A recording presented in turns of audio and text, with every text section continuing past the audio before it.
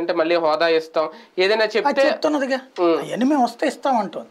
కానీ నమ్మాలి కదా.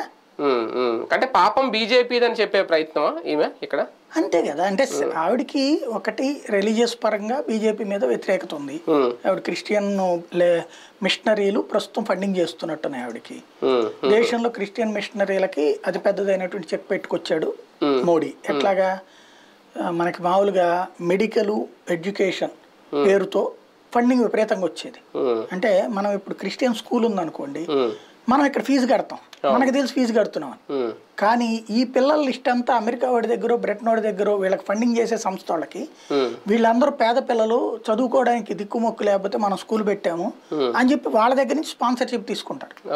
వాళ్ళకు ఒక $5,000 ఏడాదికి అంటే వాళ్ళకి పెద్ద లెక్క కాదు. మనకి ఇక్కడ $5,000 వచ్చేటప్పటికి $40,000 ఒక్కొక్క పిల్లడి మీద డబ్బులు పడట్లా, పిల్లడి మీద పిల్ల మీదను.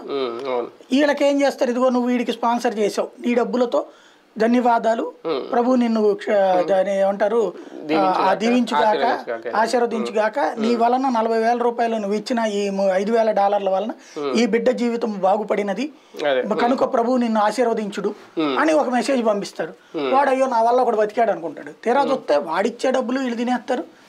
ఇటు హాస్పిటల్ అయినంత మనం వెళ్ళి ఫీజు కడతాం.